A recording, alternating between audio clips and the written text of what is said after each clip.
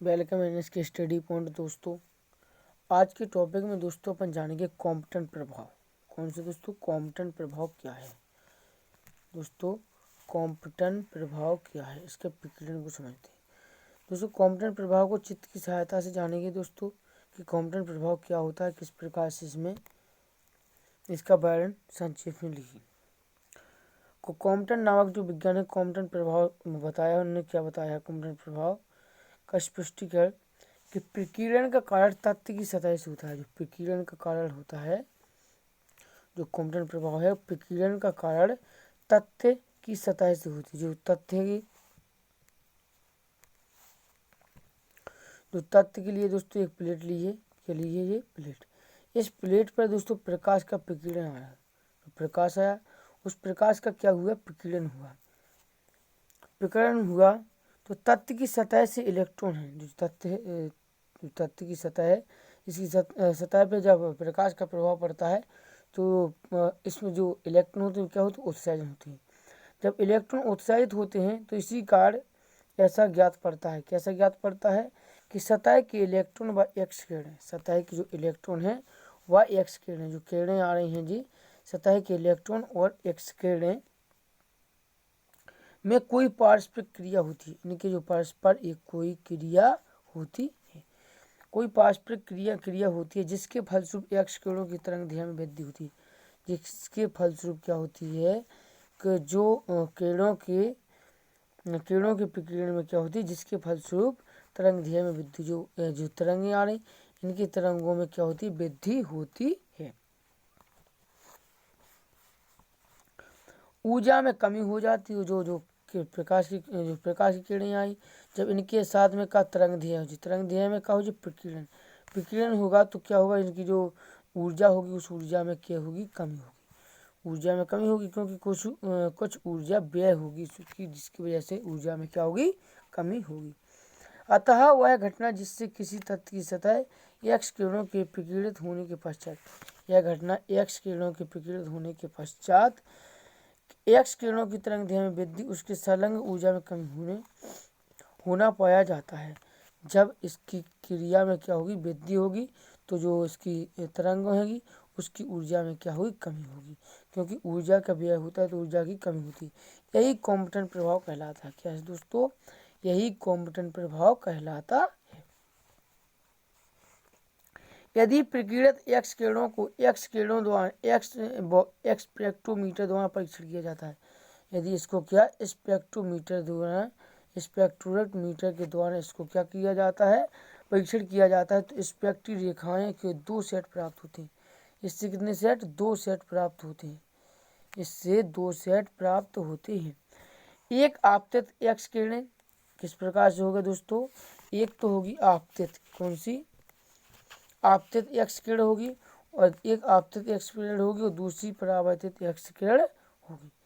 एक आपतित एक्स किरण होगी और दूसरी एक आपतित किरणों की आवृत्ति व दूसरी आपतित से कम आवृत्ति वाली एक्स किरणें की आवृत्ति को सेट से प्राप्त ये रेखा कॉम्पटन प्रभाव कहलाती है। इसमें कितनी रेखाएं होंगी? 2 रेखाएं। एक तो आपतित किरण में वृद्धि होगी, एक में कमी होगी। इस प्रकार की 2 रेखाएं कॉम्पटन प्रभाव कहलाती है। कॉम्पटन प्रभाव का स्पष्टीकरण करने के लिए दोस्तों अपन ने क्या किया है कि कॉम्पटन प्रभाव को चेसम्मत विद्युत चुंबकीय किरणों की सहायता से नहीं समझ सकता है। जो चेसम्मत दोस्तों अपन ने पढ़ा है, चेसम्मत नामक जो वैज्ञानिक थे, इनका प्रभाव हर जगह फैल ही रहा है, हर जगह फैल रहा है। इन्हें काय के लिए प्रयोग किया है? हर जगह फैल हुई है। जब दोस्तों ये भी बात सही है कि जब फेल होते हैं तभी तो सीखते हैं कुछ। यदि जो लड़ा नहीं वो सीखा नहीं, जो लड़ेंगे तो जीत होगी या हार होगी। तो क्या चेसम्मत प्रभाव ने क्या किया है? उनका चेसम्मत के विकिरणों की सहायता से समझ सकते हैं। इसलिए इस प्रभाव को स्पष्ट करने के लिए विकिरण के क्वांटम सिद्धांत की सहायता पड़ी। विकिरण के लिए इस क्वांटम का करी सिद्धांत की सहायता करी। आइंस्टीन ने बताया, किसने बताया दोस्तों? आइंस्टीन नामक वैज्ञानिक जी ने बताया। आइंस्टीन नामक वैज्ञानिक ने बताया कि किरणों में क्वांटमों में केवल उत्सर्जित नहीं होता है। जो किरणें आ रही हैं किरणों के पास केवल उत्सर्जन ही नहीं होता है, वरना क्वांटमों या फोटोन में अवशोषित भी होता है। इनके पास उत्सर्जन ही नहीं होता है, इसके साथ साथ जो प्लेट होती हैं जी अवशोषित भी कहती हैं। क्या कहती हैं? जो प्रकाश आ रहा है उस प्रकाश को क्या कहते हैं?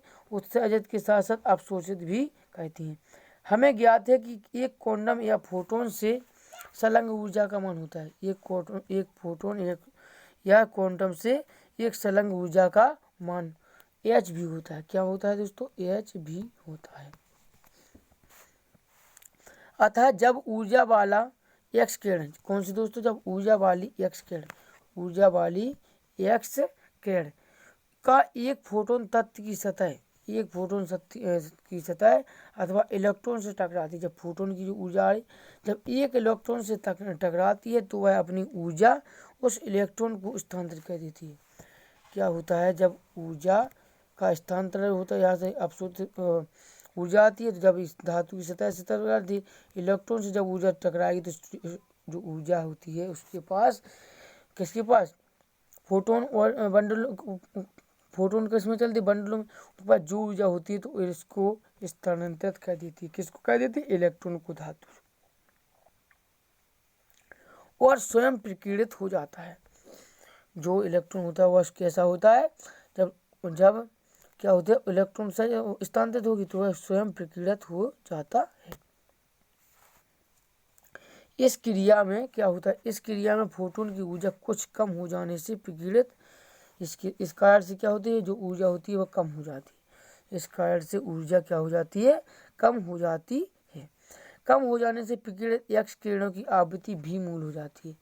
जो एक्स किरणें जब आ रही हैं, एक्स किरणें, इनकी जो प्रकृति होती है क्या होती है? भी मूल हो जाती। भी मूल किरणों की आवृत्ति से कम होती है और बड़ी तरंगदैर्घ्य लैम्डा में उड़ाने लगती है। जो बड़ी तरंगदैर्घ्य होती है किसमें? लैम्डा में प्रेषित होने लगती है तथा इसका मान प्रकीर्णित किरणों के कोण पर निर्भर करता है। इसका मान किसका? जो प्रकीर्णित किरणें आती है उसके कोण पर, थीटा कोण पर मान निर्भर करता है। दूसरे शब्दों में भी डैश आवृत्ति का मान आपतित एक्स किरण, दूसरे शब्दों में भी डैश किरणों को आपतित हो रहा है। जो प्रकाश आपतित प्रकाश किरणों से के बीच कोण थीटा पर निर्भर करेगा। इनके जो प्रकाश आया इसका मान किस पर? इसके पास जो बंडल बना है इसके थीटा कोण पर निर्भर करता है। क्वांटम ने एक्स किरणों को कणों या फोटोनों से बना हुआ मानते हैं। जो कहेंगे जो क्वांटम प्रभाव है, इन्हें जाना है कि जो एक्स किरणों के जो कणों है या फोटोन, इसको कणों या फोटोनों या मंडलों के माध्यम से बना हुआ मानते हैं। उसके प्रत्येक कण के साथ संलग्न ऊर्जा होती है। उसके प्रत्येक कण के साथ संलग्न ऊर्जा, उस प्रत्येक कण के पास संलग्न ऊर्जा एच भी होती है। क्या होती है? प्रत्येक कण के संलग्न ऊर्जा एच भी के बराबर माना जाता है। और फिर ऊर्जा संरक्षण का नियम लागू करती है। उसके बाद इस पर ऊर्जा संरक्षण का नियम लागू करती है। कौन सा? ऊर्जा संरक्षण का नियम लागू कर तरंगदैर्घ्य से होने वाली वृद्धि, किससे?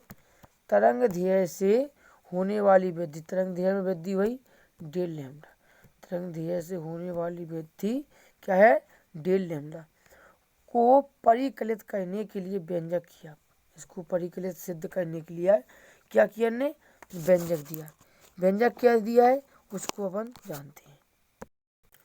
दोस्तों व्यंजक प्राप्त हुआ डी लैम्डा को परिकलित करने के लिए व्यंजक क्या लिखा है दोस्तों?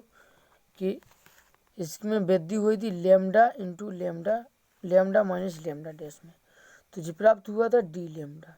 इससे डी लैम्डा बराबर हो रहा है 2h/mc sine square theta upon 2। इससे प्राप्त हुआ डी लैम्डा बराबर h mc 1 minus sine square theta upon 2 को की सर्वसम्मिका होती है। कौन सी? 1 माइनस कॉस थीटा।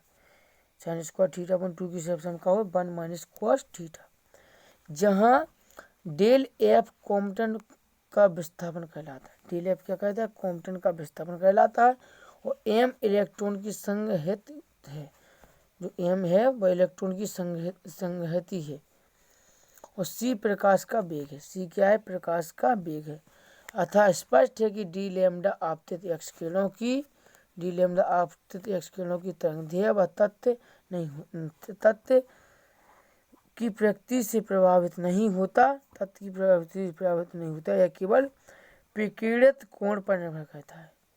किस पे दोस्तों, यह केवल प्रकीर्णित कोण पर निर्भर करता है। जो कोण बना है थीटा कोण, इसी कोण पर निर्भर करता है। यही प्रकीर्णित, यही कॉम्पटन प्रभाव है जो आपने समझा है। जय हिंद दोस्तों, थैंक यू।